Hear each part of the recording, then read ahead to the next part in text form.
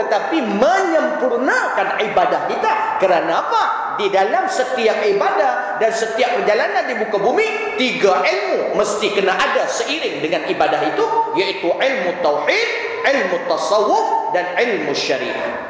Tiga ilmu ni nak kena ada. Memang sesuai sangat kalau dibuat dalam bulan Ramadan. Nampak tuan-tuan rahmati Allah? Walaupun kuantiti tidak banyak tarawihnya, mungkin, tetapi kualitinya bagus. Kan itu Nabi SAW bersabda, qala Rasulullah SAW, al-ilmu imamul amal wal amal tabi'uhu. Ilmu ni imam kepada amal, dan amal ni pengikut ilmu. Ini perbahasan ilmiah. Jangan panas hati ya. Saya rasa semua sini okey. Tapi ini saya cakap secara ilmiah, tak terang maksud mengganggu tu macam mana. Kalau kita kata mengganggu lah Ustaz, semayang jadi daripada 20 jadi 8. Dah. Sebab semayang 8 ada, sempurna juga. Semayang 20 pun ada, sempurna juga. Siapa kata tak sempurna? Bahkan lebih sempurna. Sebab 8 itu kualitinya high quality. Sebab semayang dengan khusyuk dan ilmu yang kita dapat. Saya dengar tazkirah Ustaz, tak khusyuk pun. Sebab kau dengar tazkirah dalam hati yang panas. Dengar tak ikhlas. Bila dengar buat tazkirah aku bengang betul. Nampak? Dia tak jadi ya? Bukannya itu aja, semua dia tak khusyuk. Itu bila ditanyakan soalan ya? Jadi tuan-tuan dan dirahmati Allah, tidak ada masalah. Benda tu bukan isu yang perlu kita nak bergaduh-gaduh dan sebagainya. Cuma kalau ditanyakan manakah yang afdal di akhir zaman ini, itulah yang paling afdal. Maka perbanyakkan pengajian. Dan azam pengajian. Jadi tuan-tuan yang dirahmati Allah Subhanahu wa taala, kerana itu kita nak kena faham. Dan saya nak ingatkan tuan-tuan, kita ni bila mati nanti, yang biasa akan keluar ketika kita nak mati dari mulut kita, yang biasa kita sebut seharian.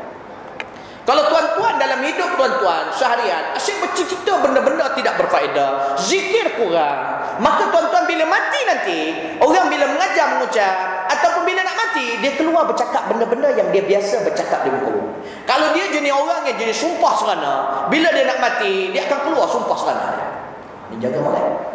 Macam pernah berlaku di Melaka, ada seorang yang jadi konduktor bas tapi tidak semayang, tidak apa. Pekerjaan tu halal, tapi dia tidak semayang, tidak puasa dan sebagainya. Yang hanya dia sebut setiap hari dia nampak, iaitu Melaka Johor, Melaka Johor dia sebut.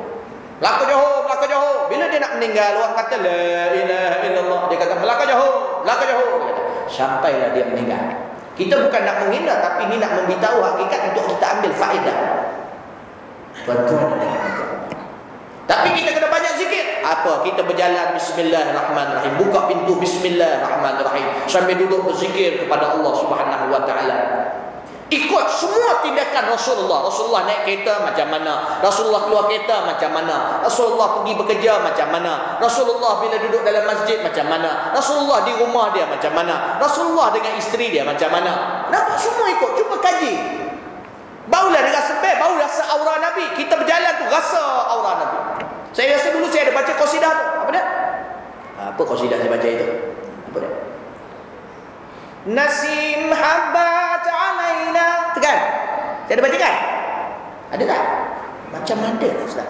Aku baca sekali lagi lah. Nasim habbat alaina min himal Mustafa, nasim fiha al-hana, fiha dawa wa shifa, bishammiha yaslihi al-zahir lana wal khafa, ya bakhti man lin nabi fi kulli hal iktafa. Apa maksud dia? Nasim habbat alaina, hembusan angin yang datang ke atas kami. Daripada mana datang angin tu? Min himal Mustafa, datang daripada pangkuan Rasulullah SAW, aura dia. Nasim fiha al-hana, hembusan yang sejuk dan nyaman. Fiha dawa wa shifa, hembusan yang ada penawar dan obat. Bishammiha yaslihi dhahir lana wal khafa, dengan menghirup dan mencium bau hembusan itu membaikkan zahir dan batin kita. Ya bakhti mallin nabi fi kulli hal iktafa, maka beruntunglah orang yang mengikut Nabi pada setiap keadaannya. Allahumma salli sallim barik alaihi. Ni Syekh bila dia seronok dia rindu Nabi, keluar syair dia. Nampak? Terciptanya dengan bila teringat Nabi, rasa rindu Nabi, keluar syair. Ini lirik yang bagus, lirik yang berkah. Ini kita lirik yang kita duk nyanyi tu, tinggal semayang nak buat lirik, minum arak nak buat lirik. Tuan-tuan, itu yang kita baca. Celine Dion punya lagu kita baca. Oh, bagus tu. Itu yang kita baca. Itu jadi berapa tu? Tuan-tuan yang dirahmati Allah Subhanahu Wa Taala. Maka bila disebut tuan-tuan rahmati Allah, kita kena nak faham. Jadi banyakkan berzikir duduk kamu-kamu. Nabi kata apa? Man kana yu'minu billahi wal yawmil akhir falyaqul khairan aw liyasmut. Siapa yang beriman dengan Allah dan hari kiamat, maka sebut yang baik atau diam saja. Allah cakap yang baik. Bila cakap dengan isi, cakap yang baik yang mengembirakan dia. Kita ni bila ada ilmu, kita tak qiyamul lail dapat pahala. Kita ni bila ada ilmu, tak qiyamul lail dapat pahala. Kita kalau ada ilmu, makan banyak pun dapat pahala. Ya ke Ustaz, betul ke? Ya. Bila kita makan banyak, niat kita contohnya macam Imam Syafi'i, dia makan rumah Imam Ahmad bin Hanbal. Dia makan tu banyak tuan-tuan. Bila dia makan banyak tuan-tuan, anak dara Imam Ahmad ni pelik tengok Imam Syafi'i ni, sebab bapak dia selalu puji Imam Syafi'i ni depan dia. Jadi dia kata, bapa, imam apa ni makan banyak, dia kata. Lepas tu imam ni pula malam tidur rumah Imam Ahmad. Dia dah lah makan banyak pak. Lepas tu malam tu dia tidur, dia tak menghadap kiblat. Lepas tu pula dia tidur, dalam keadaan dia itu tidur, dia tak bangun qiyamul lail. Lepas tu pak, saya tengok dia semayang subuh, dia tak ambil wudu pun. Betul ke imam ni? Dia tanya anak dara dia, pelik, dia tanya bapak dia. Imam Ahmad pun kata, marilah kita tanya dia. Jadi tanya Imam Syafi'i. Maka Imam Syafi'i bila ditanya, wahai imam, malam tadi aku tengok kau makan agak banyak, adakah kau lapar? Imam Ahmad, dia anak murid Imam Syafi'i, dia beradab, dia tanya. Dia kata, adakah kau lapar? Dia sangka baik. Bukan wahai Imam Ahmad, tapi aku dapati yang memasak ini adalah kau, dan orang yang seperti kau ni mempunyai keberkatan daripada Allah. Maka apa yang kau buat itu mengalir keberkatan di dalamnya. Maka aku sayang nak biarkan semua makanan itu hilang keberkatannya, tidak aku jamak keberkatannya. Maka aku makan semua itu untuk mendapat berkat. Tengok tuan-tuan, dapat pahala, kenyang pun kenyang. Itu pasal aku makan banyak. Dia tak ada lah tuan-tuan. Tuan-tuan macam Allah Subhanahu Wa Taala. Itu antara, maknanya bila ada ilmu, dia buat itu berdasarkan ilmu, pahala saja. Kemudiannya, tapi malam tadi aku nak bertanya juga, aku lihat kau tidur tidak menghadap kiblat. Kenapa wahai imam? Imam pun mengatakan, aku ni bukan apa. Sebab di dalam bilik engkau itu, kalau aku menghadap kiblat, maka aku membelakangkan Quran yang ada di dalam almari bilik engkau. Tapi kalau aku menghadap Al-Quran, sesungguhnya Al-Quran lah yang menunjukkan aku kepada kiblat. Kenapa kau tak alihkan wahai imam? Bagaimana aku nak mengalihkan sesuatu yang bukan hak aku? Tunggu dia. Tengok tuan-tuan, jawapan dia bukan saja beri alasan. Ni orang berilmu. Jadi dia buat tu pahala, kita nampak tak menghadap kiblat orang ni apa? Macam ibadah, dia ada ilmu. Nampak tak? Kemudian wahai imam, aku tengok kau tak bangun pun malam qiyamul lail, sedangkan aku bangun, anak aku pun bangun, tapi anak aku kata kau terus tidur.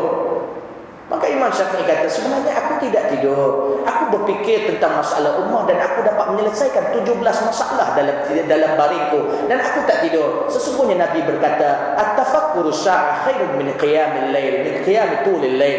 Sesungguhnya berfikir sesaat itu, berfikir tentang Allah sesaat lebih baik daripada bangun seluruh malam. Oh, nampak tuan-tuan? Dan aku tengok kau terus sembahyang. Kenapa kau tidak ambil wudu? Kan aku kata aku tidak tidur, jadi aku sembahyang subuh dengan wudu isyaku. Tu dia tuan-tuan, tengok.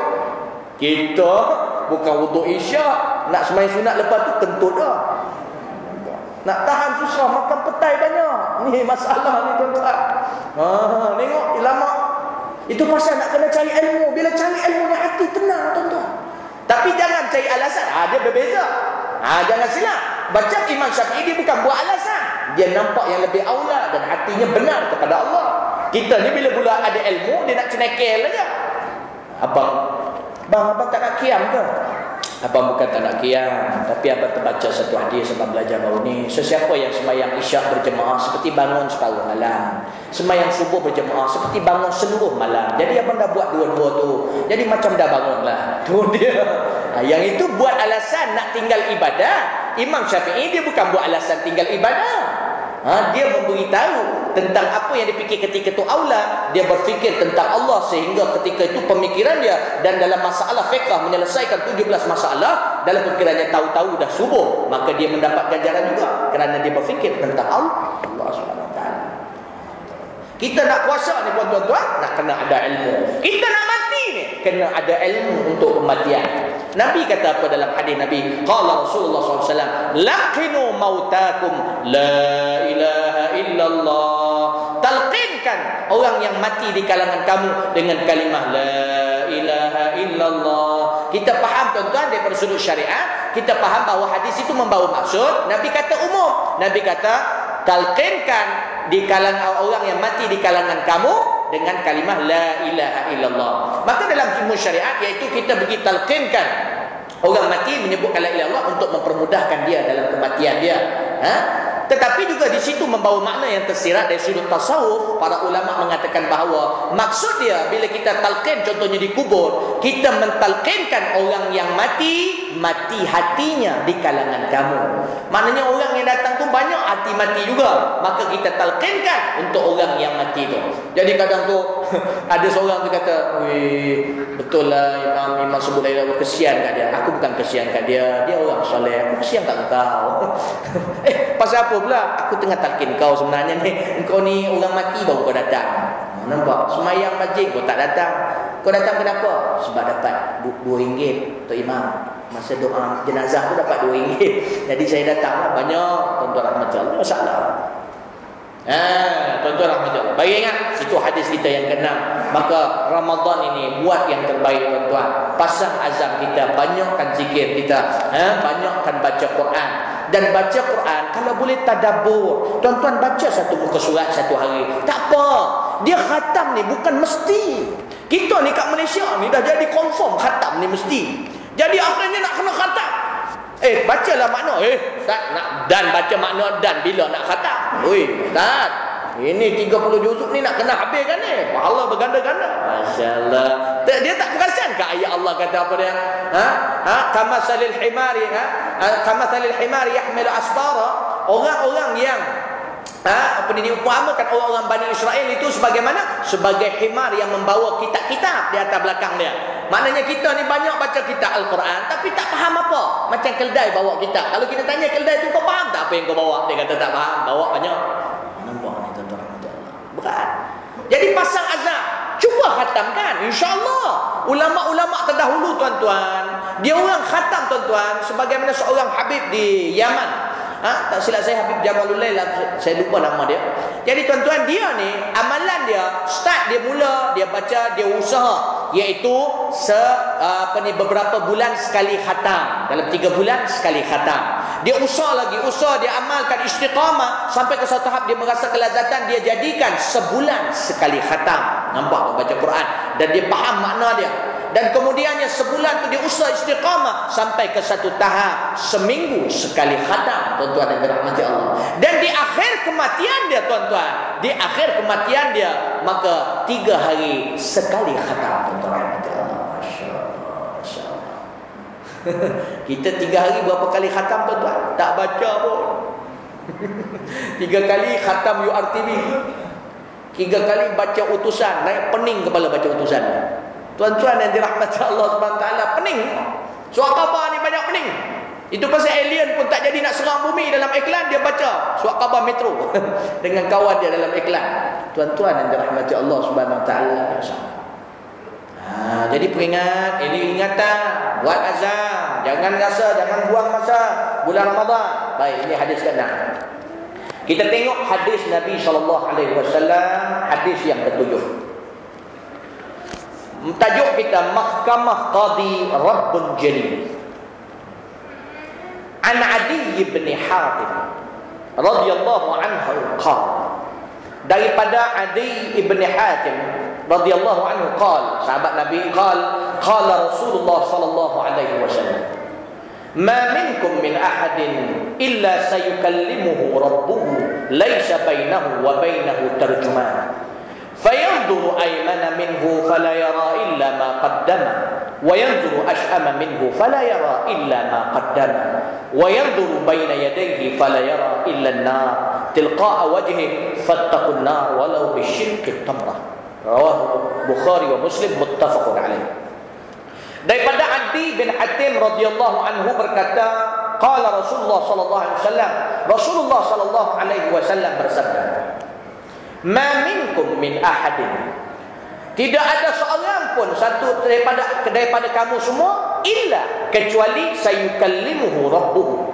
Akan diperkatakan kepadanya oleh Tuhannya, laisa bainahu wa bainahu tarjuman. Tidak ada di antara dia dengan Allah ketika itu penterjemah atau pewakil. Kita direct akan bercakap dengan Allah sendiri, menengok amalan kita baik dan buruk. Fayanzuru aymana, bila kita ni iman tidak ada, persediaan tidak ada berjumpa dengan Allah, fayanzuru aymana minhu, maka duk pandang kanan, duk pandang kiri. Bila dia pandang kanan, fayanzuru aymana minhu fala yara illa ma qaddam. Bila dia tengok kanan dia tak nampak kecuali apa yang telah dia buat ketika mana di bumi, yang mana daripada perbuatan baik dia atau perbuatan buruk dia. Wa yanzuru ash'ama minhu fala yara illa ma qaddama. Kanan tu dia pandang, dia tak nampak kecuali Allah nampakkan amalan yang dia buat ketika di muka bumi, amalan baik. Bila dia pandang kiri, tidaklah dia nampak kecuali perbuatan dan amalan jahat ketika hidup di muka bumi. Kemudiannya fala yara, dia kata wa yanzuru baina yadayhi, bila dia pandang saja depan, fala yara, tidaklah dia lihat illa nar, kecuali yang dia nampak di depan dia itu api neraka, tilqa wajhi, di depan dia, fattaqun nar walau bisyikhi tamrah. Maka ketika itu ingatan Nabi ketika kita di dunia, janganlah, cubalah kita ini cuba menjauhi neraka walaupun dengan perbuatan yang kecil, perbuatan yang baik, walaupun dengan, dia kata, sebelah buah tamak. Ini berlaku di zaman Aisyah. Hadis ni turun Aisyah dia bagi dua, dia ada taman sendiri. Lepas tu ada orang lapar juga, dia potong buah taman tu sebelah, dia bagi kepada orang perempuan yang lapar tu, dia makan sebelah. Maknanya Nabi kata, bila Nabi nampak begitu, Nabi pun kata, sesungguhnya di hari kiamat nanti bila kau pandang sebelah kau, tak nampak kecuali amalan baik yang kau buat. Sebelah kiri kau tak nampak kecuali amalan buruk yang kau buat. Bila kau pandang depan adalah neraka Allah yang membaham sesiapa yang melakukan kemungkaran di muka bumi. Maka berbuat baiklah walaupun bersedekah dengan hanya sebelah buah taman. Tapi kita takkanlah nak sedekah buah taman biji.